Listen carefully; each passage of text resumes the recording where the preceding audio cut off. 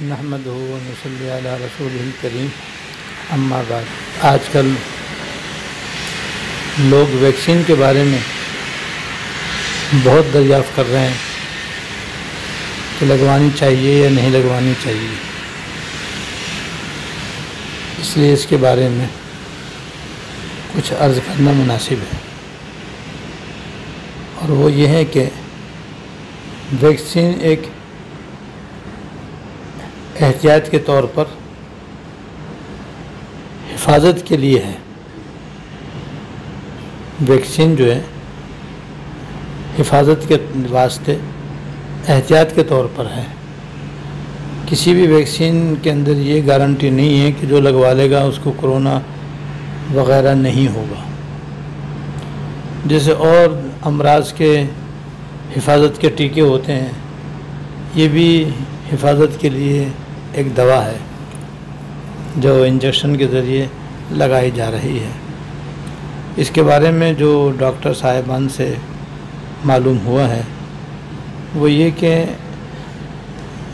یہ مختلف ممالک کی طرف سے بنائی جا رہی ہے، جس میں چائنا بہت پیش ہے۔ پاکستان نے بھی اپنی ویکسین بنا لی ہے، امریکن ویکسین بھی چل رہی ہے۔ تو ڈاکٹروں نے یہ بتایا ہے کہ جو امریکن ویکسین ہے وہ میڈیکل کے اصولوں کے مطابق نہیں ہے۔ البتہ جو چائنا نے بنائی ہے یا پاکستان نے بنائی ہے، اس میں جو ٹیکنالوجی انہوں نے استعمال کی ہے وہ پرانی ٹیکنالوجی استعمال کی ہے، اور وہ اپنی جگہ درست ہے۔ اس لحاظ سے چائنا کی یا پاکستان کی ویکسین لگانا زیادہ مناسب ہے۔ اور جہاں تک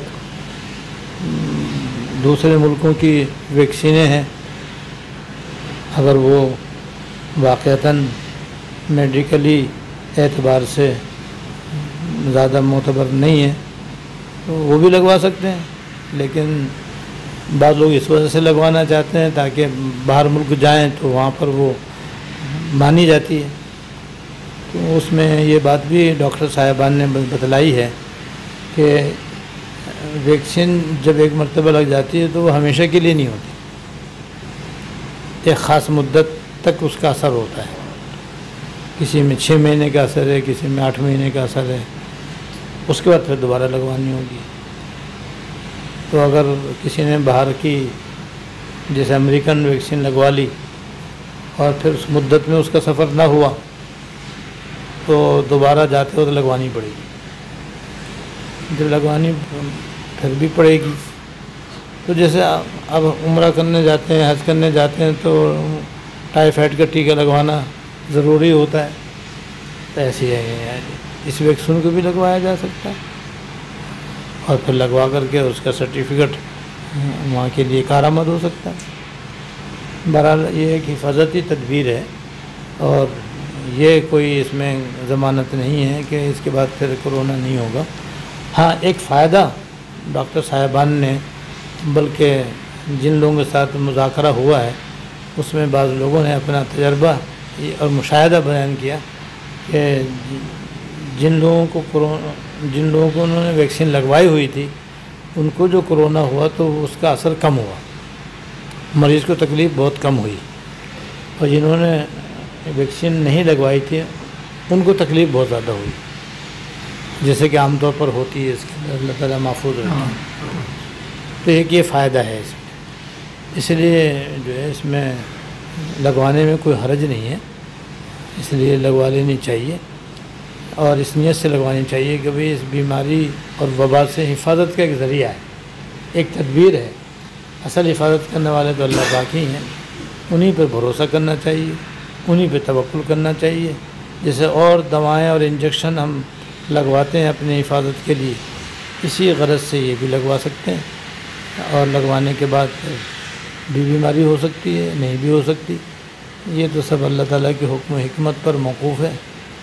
لیکن یہ نہیں سمجھنا چاہیے کہ یہ اس کا لگوانا غلط ہے اور اس کا لگوانا جو ہے بہت زیادہ خطرناک ہے، اور یہ جو نقصانات افواہوں کی شکل میں پھیلے ہوئے ہیں وہ حقیقت پر مبنی نہیں ہے، اس لیے ان سے متاثر نہیں ہونا چاہیے۔ لگوانا چاہے تو آدمی لگوا سکتا ہے۔ اللہ تعالیٰ اس وبا کو بھی ہمارے ملک سے اور عالم اسلام سے دور کرے اور دور فرمائے، اور ہم سب کی بھی، ہمارے گھر والوں کی بھی، ہمارے سارے احباب کی اللہ تعالیٰ اس بیماری سے بھی اور دیگر تمام بیماریوں سے حفاظت فرمائے۔